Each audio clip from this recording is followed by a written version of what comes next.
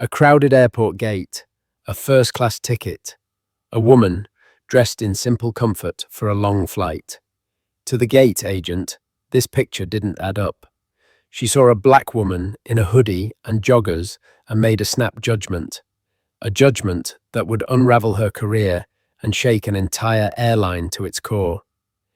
What she didn't know was that the woman she was about to publicly humiliate wasn't just any passenger. She was the silent, powerful force who had saved the airline from ruin, its single largest investor. This isn't just a story about prejudice. It's a story about the quiet power that moves worlds and the catastrophic moment when a small act of bigotry collides with an immovable object. Stay tuned to witness the spectacular fallout.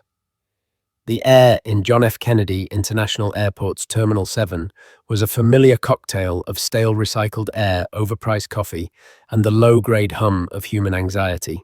It was a symphony of controlled chaos, a place of hellos and goodbyes, of beginnings and endings.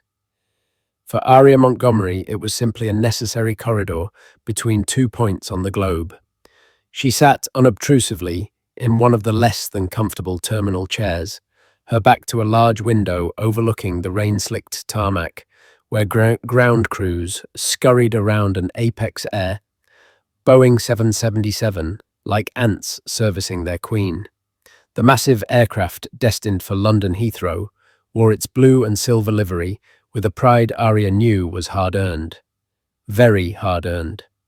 Aria was a creature of comfort, especially when it came to the 9-hour confinement of a transatlantic flight. She wore simple black high-end joggers, a soft heather grey hoodie from a brand known for quality not logos, and a pair of pristine white sneakers.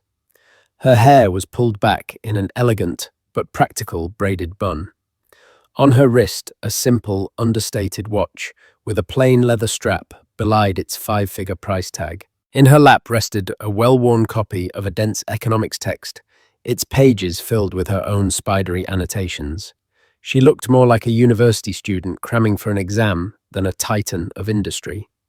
And that was precisely how she liked it.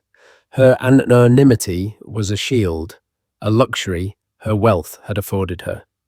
At 38, Aria Montgomery was the founder and principal of Montgomery Capital, a private equity firm so successful and discreet it was spoken of in reverent whispers on Wall Street. She had a savant-like ability to identify undervalued and struggling companies, seeing the sturdy bones beneath their failing flesh. She didn't just inject cash, she restructured, rebuilt, and revitalized. Her most recent and perhaps most audacious project was Apex Air. 2 years ago, the airline had been a legacy carrier, bleeding money on the verge of bankruptcy. Aria's firm had swept in, acquiring a controlling 52% stake, restructuring its debt, and installing a new forward-thinking CEO. She had saved it from the brink. The name Montgomery, however, was intentionally kept out of the press releases attributed only to a private investment consortium. The boarding announcement for Apex Air Flight 117 crackled to life. We would now like to invite our first-class passengers, as well as our Apex Diamond members, to begin boarding through Gate 10B. Aria tucked her book into her simple leather tote bag, stood up and stretched. She joined the short meandering line forming near the podium. Ahead of her was a man in an ill-fitting suit talking loudly on his phone about leveraging synergy, and a couple who looked as if they'd stepped directly out of a country club catalogue. Aria paid them no mind, her thoughts already on the presentation she needed to finalize before landing in London. The gate was presided over by 2 agents. One was a young man with a polite if tired smile who was efficiently scanning passports and boarding passes. The other was a woman in her late 40s whose name tag read Brenda. Brenda wore her authority like a suit of armor. Her lips were pursed into a thin, permanent line of disapproval, and her eyes scanned the assembling passengers with a critical gaze, as if she were a bouncer at an exclusive club, not a gate agent for a commercial airline. When it was Aria's turn, she found herself directed to Brenda's lane. She offered a small, polite smile and held out her passport and the first-class boarding pass displayed on her phone. Brenda's eyes did a slow, deliberate crawl. They started at Arya's sneakers, lingered on the joggers, paused with clear disdain on the hoodie, and finally met Arya's face. The polite smile she received in return was not reciprocated. "Passport and boarding pass," Brenda said, her voice flat, devoid of any warmth. Arya held them out. Brenda took the passport, but ignored the phone. She tapped her acrylic nails on the counter, her gaze fixed on Arya's attire. "This is the first-class line," she stated, as if Arya had stumbled into the wrong place by accident. "Yes, I know," Arya replied, her voice calm and even. "Seat 2A. Brenda finally glanced at the phone screen, her eyebrows arching in theatrical surprise. "Well, I see that, but there are standards." Arya felt a familiar, weary tightening in her chest. It was a sensation she'd known her whole life, though it had become less frequent as she'd built her empire. It was the feeling of being judged, dismissed, and underestimated based on a package that didn't fit someone else's narrow expectations. "Standards," Arya echoed, keeping her tone perfectly neutral. "The first-class cabin has a certain ambience," Brenda continued, leaning forward, conspiratorially, though her voice was loud enough for those nearby to hear. "We expect our premium passengers to respect that. It's about maintaining the integrity of the experience for everyone. We can't have people looking like they just rolled out of bed." The man in the suit behind Arya snickered audibly. Arya's jaw tightened almost imperceptibly. She had flown first class hundreds of times on dozens of airlines. She had worn this exact outfit or variations of it on many of those flights. Never once had it been an issue. "I can assure you my clothing is clean, and I'm not violating any written airline policy," Arya said, her voice still quiet, but now edged with a fine, hard steel. "Could you please scan my pass? I'd like to board." Brenda seemed to relish the confrontation. It was a slow day, and this was a welcome bit of drama, a chance to exert her small measure of power. "Our policies give us discretion, ma'am. We have the right to refuse boarding to anyone dressed inappropriately. It's right there in the contract of carriage. We need to protect the premium environment." She was inventing policy, Arya knew. Standard contracts of carriage had clauses about offensive slogans or being barefoot, not about foregoing a blazer for a hoodie. Brenda wasn't upholding a standard. She was enforcing a prejudice. To Brenda, a black woman in joggers didn't belong in first class. It was as simple and as ugly as that. "Are you refusing to let me board this flight?" Arya asked, her voice dropping to a near whisper, yet carrying more weight than Brenda's pronouncements. The simple question hung in the air, sharp and dangerous.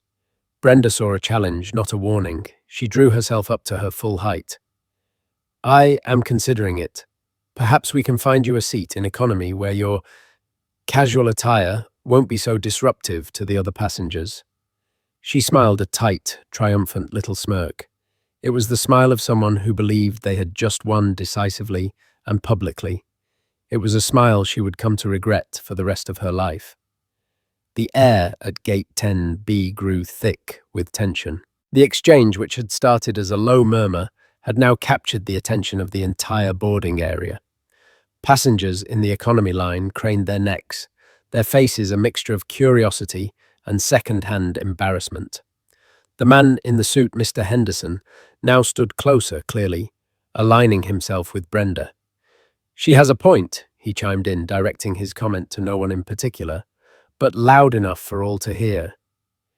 "When you pay thousands for a ticket, you expect a certain caliber of clientele. It's about standards." Arya ignored him completely. Her focus was solely on Brenda, a laser-like concentration that was beginning to unnerve the gate agent, despite her outward bravado. Arya's calmness was more unsettling than any shouting match could ever be. It was the calm of immense untapped power.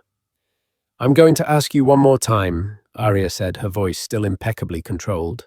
"Are you going to scan my boarding pass and allow me to take the seat for which I have paid?" Brenda, emboldened by the support from Mr. Henderson, crossed her arms. "I don't think you're getting it. This isn't a city bus. This is Apex Air First Class. We have rules. Show me the rule, Aria challenged softly. Show me in writing the Apex Air dress code for its first-class passengers, the one that prohibits joggers and a hoodie. Brenda faltered for a fraction of a second. She knew no such specific rule existed.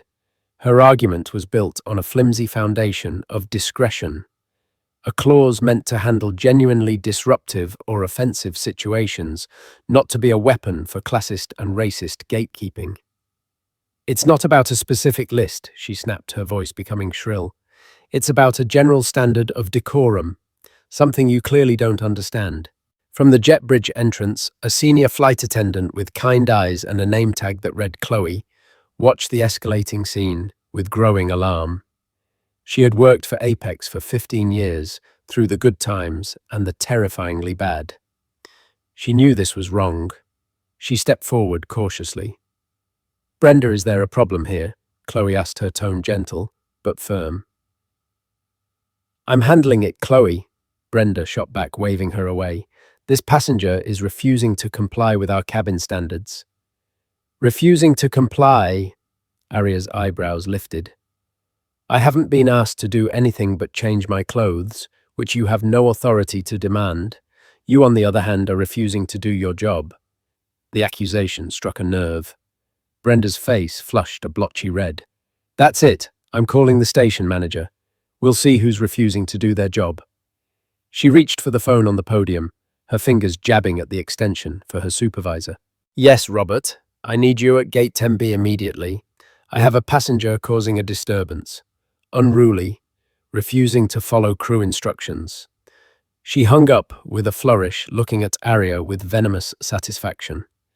The word unruly was a powerful one in the airline industry. It could get a person banned from flying or even arrested. It was the nuclear option, and Brenda had just launched it over a hoodie.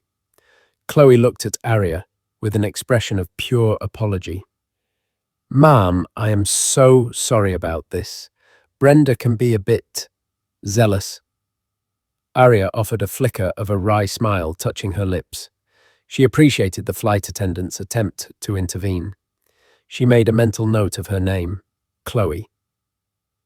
A few minutes later, a portly man in a slightly too tight company blazer bustled through the crowd.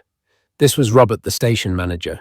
He had the perpetually harried look of a man who spent his days putting out fires, and he already looked exhausted by this one. What's going on here, Brenda? He asked, trying to keep his voice low. Robert, thank goodness, Brenda said, launching into her performance. This woman holding a first-class ticket is dressed in... Well, look at her.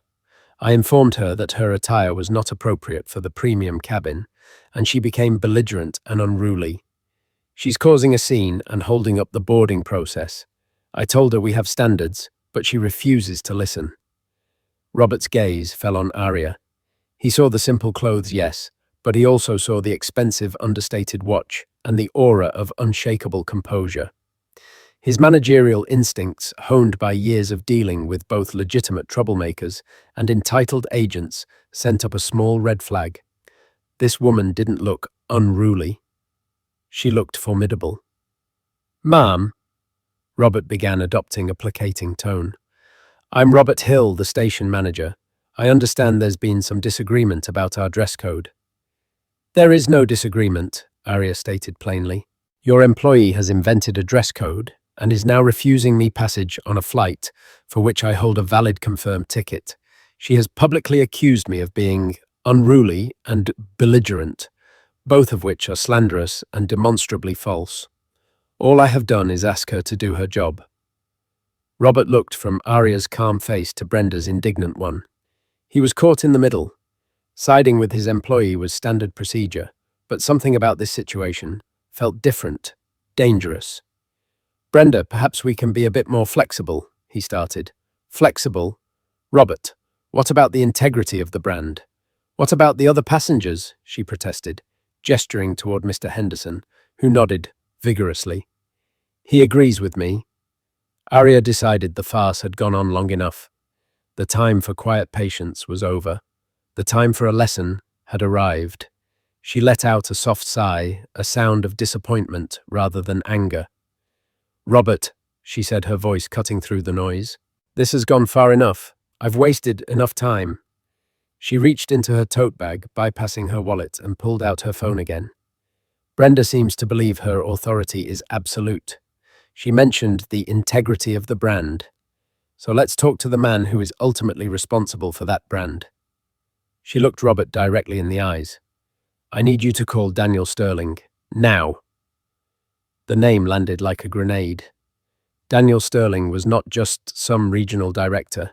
He was the CEO of Apex Air, the man handpicked by the investors to save the company. A station manager at JFK would no more call the CEO directly than a foot soldier would demand a private audience with a five-star general. Brenda actually laughed a short, sharp, ugly sound. "Are you delusional? You think we can just call the CEO for you? Who in the world do you think you are?" Robert was pale. He was trying to process the request. It was insane. And yet, the woman's confidence was absolute. It was terrifying. "I don't have his personal number," Robert stammered. "I do." Aria said, her thumb already hovering over a contact on her screen. "But for transparency's sake, I want you to make the call from the company phone. Call his executive assistant, tell her it's a code red situation at JF Gate 10B and that Aria Montgomery needs to speak with him. Tell her to put him through to this podium phone, on speaker." She pronounced her own name for the first time. Aria Montgomery. The name meant nothing to Brenda or Robert, but Aria knew it would mean everything to Daniel Sterling's assistant. Brenda rolled her eyes, convinced she was dealing with a certifiably crazy person. "This is ridiculous. Robert, just have security remove her." But Robert was frozen. The woman, Aria Montgomery, hadn't flinched. She hadn't raised her voice. She had delivered the instruction with the simple expectation of being obeyed. He looked at her, then at Brenda's smug face, and a cold dread began to creep up his spine. He had a choice to make, and he had a terrifying feeling he was about to make the wrong one, no matter what he did. But the risk of ignoring the woman seemed suddenly infinitely greater than the risk of looking like a fool. With a trembling hand, he picked up the phone. "Get me the number for the CEO's executive office," he mumbled to the other wide-eyed gate agent. His career at Apex Air was flashing before his eyes. The other gate agent, a young man named Kevin, who had been trying to make himself as small as possible, quickly looked up the number for the executive suite. He scribbled it on a sticky note and pushed it towards Robert, his hand shaking slightly. The entire gate area had fallen into a hushed silence. Even the drone of the terminal seemed to have receded, focusing all its energy on the small drama unfolding at the podium. Brenda watched her arms still crossed, a smirk of disbelief plastered on her face. This was the most absurd thing she had ever witnessed. This woman, in her cheap-looking sweatsuit, was about to be monumentally embarrassed. She imagined security arriving, leading the delusional passenger away. It would be a story she'd tell in the break room for years. Robert took a deep breath, wiped a bead of sweat from his forehead, and dialed the number. He felt the weight of every eye in the terminal on him. The phone rang once, twice. "Office of Daniel Sterling, this is Amelia speaking." A crisp, professional voice answered. Robert swallowed hard. "Amelia, this is Robert Hill, station manager at JFK. I have a code red situation here at gate 10B. He felt foolish saying it. Code red was reserved for security threats, hijackings, not disputes over hoodies. "A code red?" Amelia's voice sharpened with immediate concern. "What is the nature of the threat?" "Well, it's a passenger issue," Robert stammered, feeling Brenda's glare on the side of his face. "There's a woman here. Her name is Aria Montgomery. She is insisting on speaking with Mr. Sterling." There was a pause on the other end of the line. It was not a long pause, but in the silent gate area it stretched for an eternity. The silence itself was terrifying. It wasn't the sound of confusion. It was the sound of recognition. When Amelia spoke again, her tone had transformed completely. The professional crispness had been replaced by an urgent, almost frantic deference. "Mr. Hill, is Ms. Montgomery there with you right now?" Yes. Yes, she is. Put her on the phone, Amelia commanded. She has requested the call be on speaker, Robert said weakly. Another fractional pause. Do it, and find Mr. Sterling. The alert has been sent to his device. He will be calling the podium phone directly in a moment. Do not hang up. I will stay on the line until he connects. Robert's blood ran cold. He fumbled with the phone, pressing the speaker button. Amelia's disembodied voice now filled the space around the podium. Mr. Hill, please extend my sincerest apologies to Ms. Montgomery for any delay. Mr. Sterling is being patched through. Brenda's smirk had vanished, replaced by a mask of utter confusion. Ms. Montgomery, sincerest apologies. This wasn't making sense. Mr. Henderson, the loud-mouthed passenger, looked less certain of himself, shuffling his feet. Less than 30 seconds later, the line clicked, and a new voice came through the speaker. It was a voice used to command a voice that carried the weight of a multi-billion-dollar corporation on its shoulders. It was the voice of Daniel Sterling, CEO of Apex Air. "This is Sterling. What in God's name is going on?" he boomed. Robert opened his mouth, but no sound came out. Aria stepped forward slightly. "Daniel," she said calmly. Her voice was quiet, but it cut through the speaker with absolute clarity. "It's Aria." The effect was instantaneous and staggering. The CEO's entire demeanor shifted. The aggressive, booming executive vanished, replaced by someone who sounded like they had just been caught with their hand in the company safe. "Aria, Ms. Montgomery. Oh my God. Is everything all right?" Amelia said. It was a code red. "Are you safe?" The panic in his voice was palpable. Brenda's jaw went slack. Her face, which had been red with anger, was now ashen white with dawning horror. Her brain was furiously trying to connect the dots. Aria, Ms. Montgomery. The CEO knows her name. He sounds terrified. "I'm perfectly safe, Daniel. The only threat here is to your brand's integrity." Aria replied, her voice still even. She glanced at Brenda, whose eyes were wide with a terror that was just beginning to bloom. "I am at JFK attempting to board Flight 117 to London. I'm in seat 2A. However, your gate agent Brenda—" She paused to read the name tag again, slowly and deliberately. "Has decided that my attire is not suitable for her first-class cabin. She has accused me of being unruly and has refused me boarding." Silence. Dead, damning silence from the speaker. For a full 5 seconds, the only sound was the frantic pounding of Brenda's own heart in her ears. Then Sterling's voice returned, low and lethal. "Robert Hill, are you the station manager on duty?" Yes, sir, Mr. Sterling," Robert squeaked. "Robert, I want you to listen to me very carefully. You will take Ms. Montgomery's bag, you will personally escort her onto that aircraft, and you will ensure she is seated comfortably in 2A. You will then instruct the captain to hold the flight at the gate. Do you understand?" "Yes, sir." "Then you will take your gate agent, Brenda, into your office. She is to be placed on immediate indefinite administrative leave pending a full investigation. You will take her airport credentials. She is not to interact with another passenger. Is that clear?" "Crystal clear, sir." "Good, because I am leaving my office right now. I am on my way to Wawad. I estimate I will be there in 45 minutes. You and I will have a conversation when I arrive. And Robert, pray that Ms. Montgomery is feeling forgiving." The line clicked dead. The silence that followed was heavier than any sound. Every passenger, every employee had heard it all. The public shaming had reversed its polarity with the force of a lightning strike. Aria looked at Brenda. The gate agent was trembling, her face a mess of confusion and fear. The armor of her authority had not just been pierced, it had been vaporized, leaving her exposed and utterly powerless. She looked at Aria, her eyes pleading, searching for an answer to the question that was screaming in her mind. "Who are you?" Aria gave her no answer. She simply turned to the stunned Mr. Henderson. "I believe you were also concerned about standards," she said quietly. He flinched as if struck his face, turning a deep, embarrassed crimson.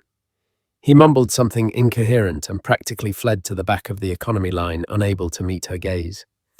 Then Arya looked at Robert, who was holding her tote bag like it was a holy relic.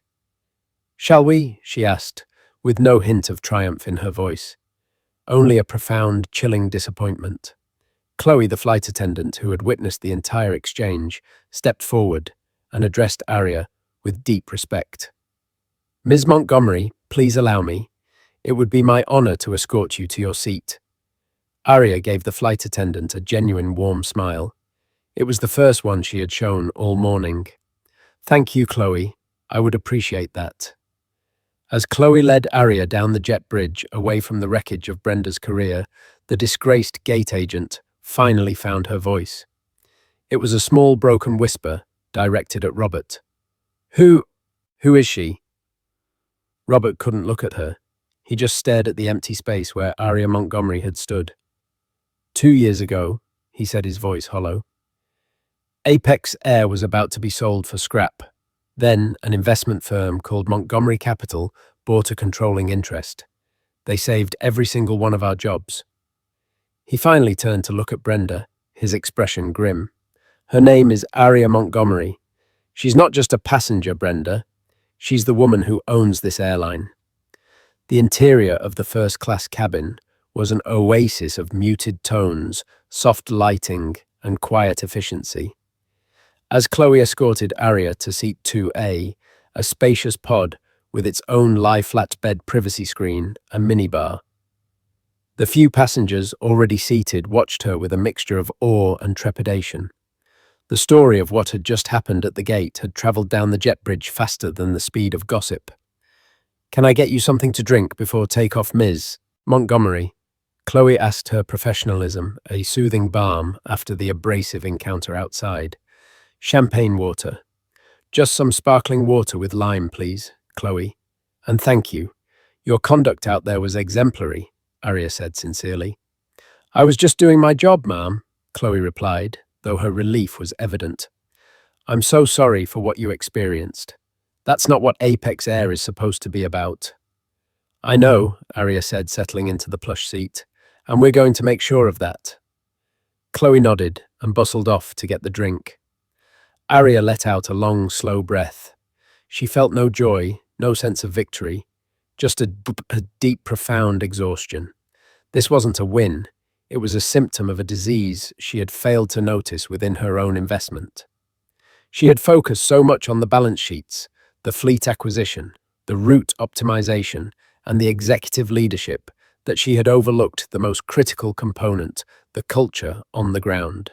A company wasn't just its assets and its CEO, it was every single employee who wore its uniform, and one of them had just tried to use that uniform as a weapon of prejudice. The captain, a distinguished man with silvering hair, soon emerged from the cockpit and made a beeline for her seat.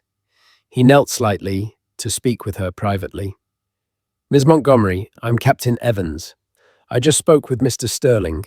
On behalf of the entire flight crew, I want to offer my deepest apologies for the unacceptable treatment you received.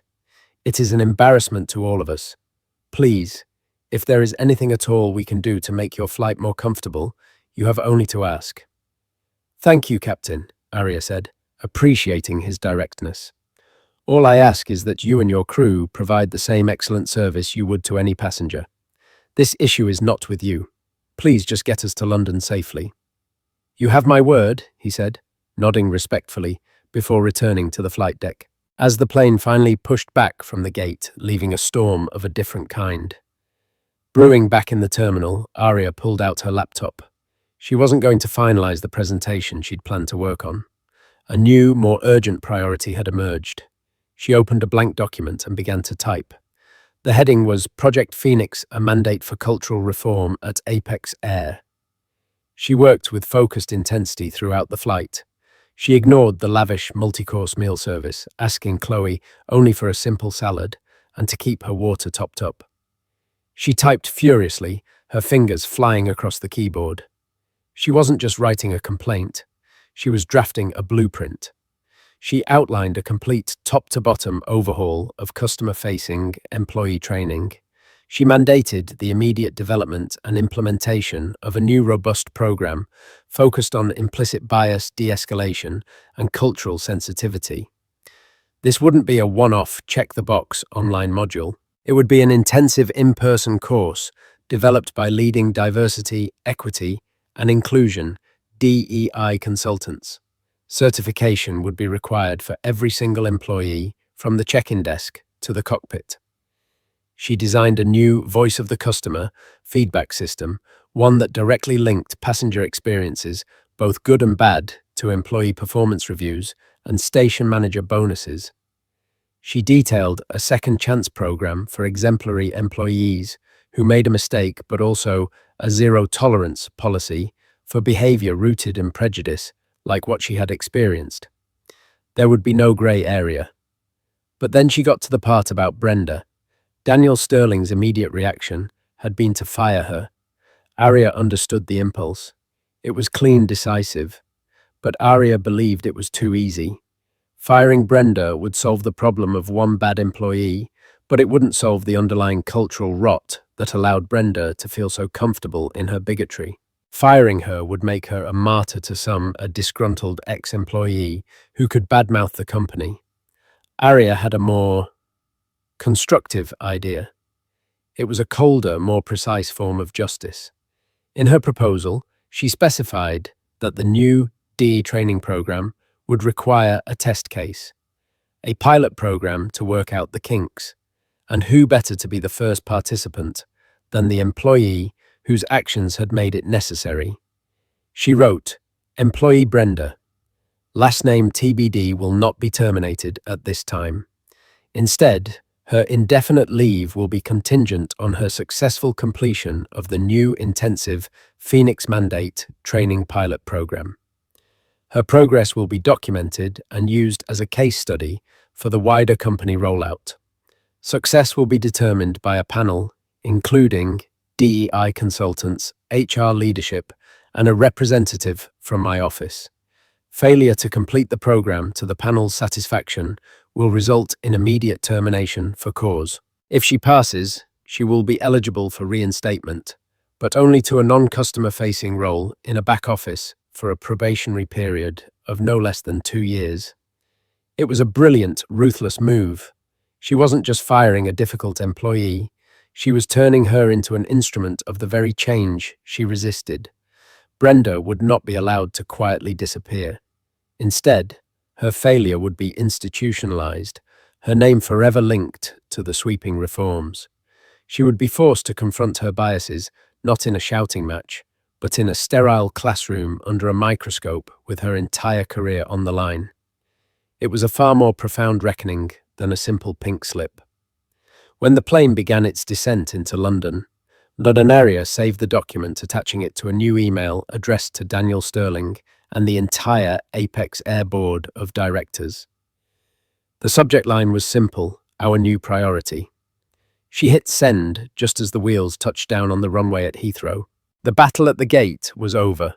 The war for the soul of her company had just begun. Daniel Sterling read Aria's email in a sterile, windowless office at JTHAP, the bitter taste of airport coffee on his tongue. He had just finished a grueling 45-minute meeting with Robert Hill, the station manager, whose career was now hanging by the thinnest of threads. But as he read Aria's Project Phoenix proposal, his own frustration gave way to a grudging admiration. He had been fully prepared to fire Brenda on the spot, along with Robert, for his failure to manage the situation. It would have been a public relations move, a clear signal that such behavior was unacceptable. But Aria's plan was something else entirely. It was strategic, structural, and far more devastating in its precision. It wasn't about revenge. It was about rebuilding. It was the same thinking she'd used to save his company from financial ruin, now applied to its moral core. He knew instantly that this was not a suggestion. It was a directive. Within 24 hours, the shockwaves of the incident at Gate Tam and the subsequent Phoenix Mandate rippled through Apex Air's corporate structure. An emergency board meeting was convened via video conference. Aria, patched in from her London hotel, laid out her vision with passionless clarity. There was no debate. The board, acutely aware of who held the purse strings, voted unanimously to approve the entire proposal and allocate an initial budget of $5 million for its implementation. The nation's top DEI consulting firm, Synthesis and Strategy, was retained by the end of the day. The consequences on the ground were swift. Robert Hill was demoted from station manager at a major hub like JFK to an assistant manager role at a much smaller regional airport in Omaha, Nebraska. It was a clear message: incompetence at the top would not be tolerated. Chloe, the flight attendant who had shown compassion and professionalism, received a personal commendation from the CEO's office and a surprise promotion to in-flight service manager, a coveted leadership position. The memo announcing her promotion explicitly mentioned her exemplary conduct during a critical customer service incident. And then there was Brenda. She had spent the first 24 hours of her administrative leave in a state of panicked denial, calling HR, calling her union representative, trying to frame herself as the victim of a power-tripping passenger. Her calls went unreturned. On the third day, a courier delivered a thick packet to her home. It contained a formal letter outlining the terms of her continued employment contingent upon her participation in the pilot training program as detailed in Project Phoenix. Her blood ran cold as she read it. This was a nightmare from which she couldn't wake up. She wasn't just being disciplined, she was being made into a corporate symbol. The letter stated she would receive her base pay during the 6-week program, but she was to have no contact with any other Apex employees. Her first session was in 1 week at a neutral third-party corporate training facility in an anonymous office park in New Jersey. 1 week later, Brenda walked into the training facility. The confidence and authority she had worn so comfortably at the airport were gone, replaced by a sullen defensive posture. The room was bland and corporate, with a large whiteboard and a U-shaped table. At the head of the table sat 2 people, a sharp, impeccably dressed black woman who introduced herself as Dr. Elaine Vance from Synthesis and Strategy, and a quiet man from Apex HR. "Welcome, Brenda," Dr. Vance said, her voice neutral, but her eyes missing nothing. "We're here to begin a journey of understanding." For the next 6 weeks, Brenda's world was dismantled piece by piece. Dr. Vance was a master of her craft. Through exercises, role-playing, and guided discussions, she forced Brenda to confront the unconscious biases that had governed her life. She made Brenda watch videos of customer interactions, including a security camera recording of the incident with Aria stripped of sound. Brenda was forced to analyze her own body language, the dismissive wave of her hand, the condescending smirk, the aggressive posture. She was made to read dozens of case studies about how seemingly small acts of prejudice create hostile environments and have massive financial repercussions for companies.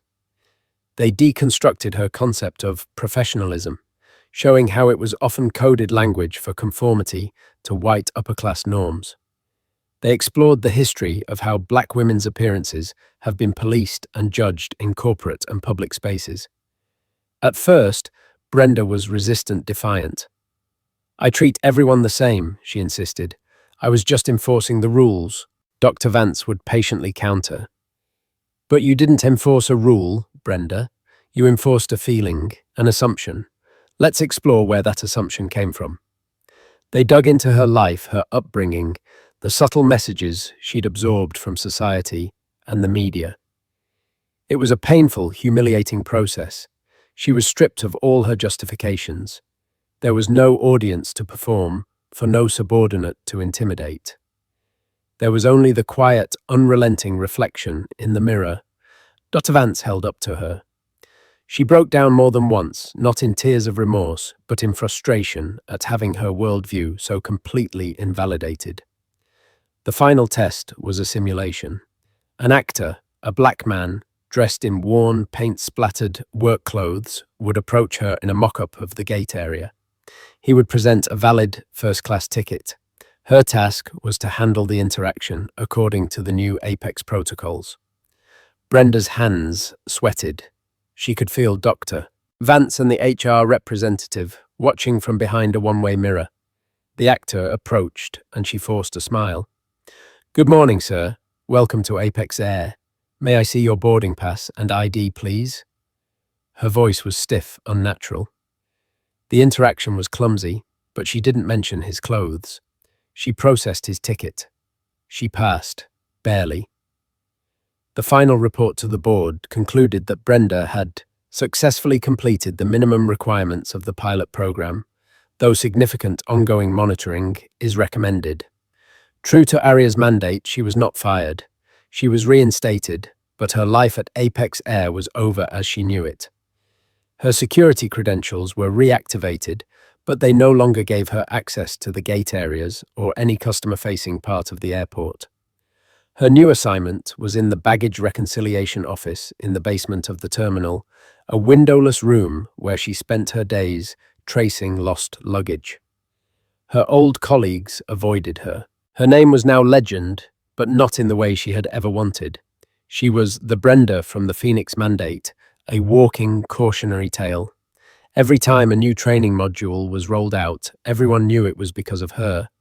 Every memo about inclusivity and bias had her spectre haunting its margins. She had wanted to be a gatekeeper of an exclusive club, and in a way she had succeeded. She was now the sole member of a club of one the employee whose public failure became the catalyst for a revolution she never wanted. It was a life sentence in a prison of her own, making a far harsher and more fitting justice than simply being cast out. 2 years passed. The world turned, seasons changed, and corporations like great ships continued their slow, ponderous turns in the currents of commerce. For Apex Air, the turn had been sharper than most. The Phoenix Mandate was no longer a reactive project. It was the DNA of the company. It was discussed in business schools, written about in trade magazines, and emulated by competitors. It had become, to Daniel Sterling's unending relief, a resounding success. Aria Montgomery once again found herself in the familiar, chaotic embrace of JFK's Terminal 7. It was an overcast Tuesday in October, and she was booked on the same flight, Apex 117, to London for the annual shareholder and board meeting. Her attire was strikingly similar to that day 2 years ago. Charcoal grey, cashmere joggers, a simple black long-sleeve shirt, and the same understated but priceless watch on her wrist. Comfort was still her priority, but now there was a different undercurrent to her choice. It was a quiet test, a personal audit. She walked towards Gate 10B, the same gate as before. The branding was brighter, the digital displays were sharper, and the atmosphere felt subtly different. Less frantic, more orderly. The agents at the podium wore the same blue uniforms, but their expressions were different. Gone was the look of harried authority, replaced by an air of calm competence. Aria took a seat a little way from the gate, observing. She watched a young gate agent whose name tag read Leo handle the boarding process for a different flight leaving for San Francisco. A young couple looking flustered approached him with a baby in a carrier. Their tickets were for separate rows, a mistake from a third-party booking site. The old Apex culture might have met them with a sigh and a "there's nothing I can do." Leo, however, didn't even flinch. He gave them a warm, reassuring smile. "Don't you worry about a thing," he said, his voice carrying just enough for Aria to hear. "The flight is full, but let me see what I can do. Family should sit together." He typed rapidly into his computer, then made a quick call to the head flight attendant already on board. He spoke in a low, collaborative tone. A moment later, he looked up at the couple. "Okay, we've got you sorted. I was able to speak to a passenger in an aisle seat who was happy to swap. You're all together in row 22. Let me print your new boarding passes." The couple's relief was visible, their gratitude effusive. Leo just nodded and smiled. "That's what we're here for. Have a wonderful flight." Aria watched, a deep sense of satisfaction settling over her. This was Project Phoenix in action. This was the result. It wasn't a script. It was a mindset. Leo hadn't solved the problem because a manual told him to. He'd solved it because his training had empowered him to see passengers as people, not problems. He had used his discretion, not to punish, but to help. Her thoughts drifted inevitably to Brenda. She had received quarterly updates on the test case. Brenda had completed her probation in the baggage office and was still there. She was by all accounts a quiet and efficient employee who never caused any trouble. She did her work, she collected her paycheck, and she remained a ghost within the machine she had once tried to command. Deep in the bowels of Terminal 7, in a windowless room, humming with the sound of servers, and lit by the cold, unforgiving glare of fluorescent tubes, Brenda sat at her cubicle. Her world had shrunk to the 24-inch monitor in front of her. Her job was a digital puzzle of tracking numbers, airport codes, and passenger manifests, a never-ending quest to reunite lost luggage with its owners. She was no longer the imperious gatekeeper. Her hair was pulled back in a simple, unkempt bun.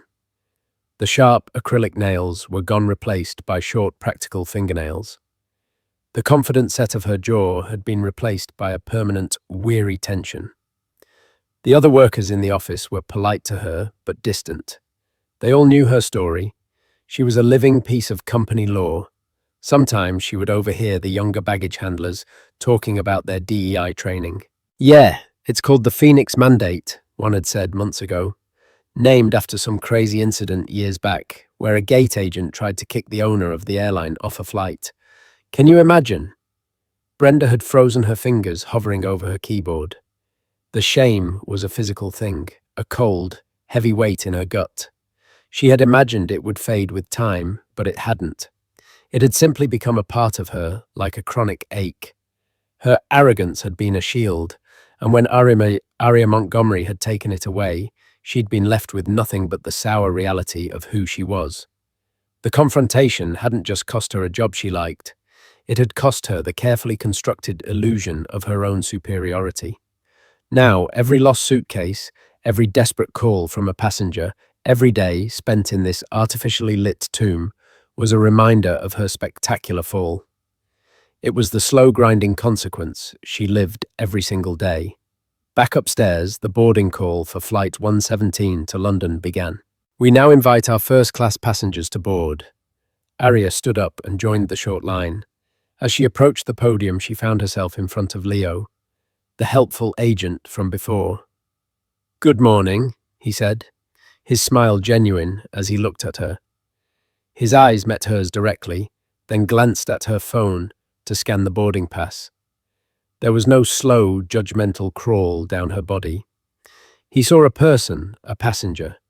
Her joggers and shirt were as irrelevant as the color of her eyes. "Seat 2A. Excellent," he said cheerfully. "Looks like we have a clear flight path over the Atlantic tonight. Should be a smooth ride. The entrance to the jet bridge is just to your left. Have a wonderful flight, ma'am." The interaction took less than 15 seconds. It was professional, respectful, and utterly beautifully normal. It was everything the encounter 2 years ago was not. He didn't know who she was. He didn't need to. The culture no longer required a passenger to be the owner of the airline to be treated with basic dignity. Aria smiled, a real warm smile. "Thank you, Leo. You have a good day." She walked down the jet bridge, the quiet hum of the airplane's engine a welcoming sound. She found her seat 2A and settled in. She looked out the window at the bustling tarmac of JF. 2 years ago, she had sat in this same seat, filled with a cold, weary anger, drafting a battle plan. Today, she felt a quiet peace. The battle was over, and it had been won. Not by her, but by a new standard of decency embodied by people like Chloe and Leo. Her investment had paid off in ways that could never be captured on a balance sheet. The echo of that ugly confrontation had finally faded, replaced by the sound of an airline that had found its way. The story of Brenda and Aria Montgomery became more than just an anecdote. It became a cornerstone of Apex Air's new identity. Project Phoenix wasn't just a success, it transformed the company. Customer satisfaction scores soared. Apex started winning awards not for its punctuality, but for its service and inclusivity. They became the airline of choice for a new generation of travelers who valued respect over outdated notions of prestige. Aria Montgomery, remaining in the background, watched her investment flourish, not just financially, but culturally. She proved that the most valuable asset a company has is its humanity. This story serves as a powerful reminder that our actions, no matter how small they seem, can have monumental consequences. A single, prejudiced judgment at an airport gate didn't just ruin one person's day. It set in motion a chain of events that reshaped a massive corporation. It's a testament to the idea that true power doesn't always roar. Sometimes it speaks in a calm, firm voice, demanding accountability and forcing change from the inside out. What happened to Brenda wasn't magic or a stroke of cosmic luck. It was the direct, real-world result of her choices colliding with a force she couldn't comprehend. If this story resonated with you, please hit that like button to let us know. Share it with someone who needs to hear it, and don't forget to subscribe to our channel for more true stories about consequences, accountability, and the incredible moments when everything changes. Click the notification bell so you never miss an update. Thank you for listening.